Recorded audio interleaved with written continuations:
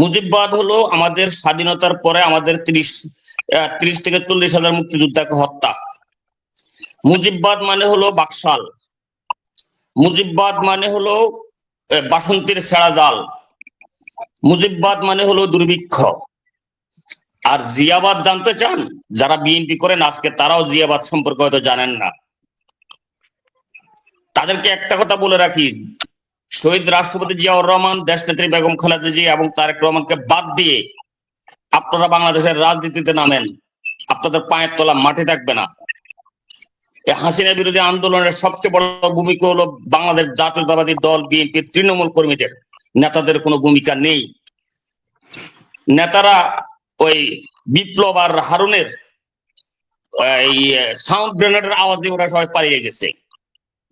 আপনারা যখন নাসির পাটোয়ারি যখন জিয়াবাদ সম্পর্কে বলে তখন আপনারা জিয়াবাদ সম্পর্কে কেন বলেন না?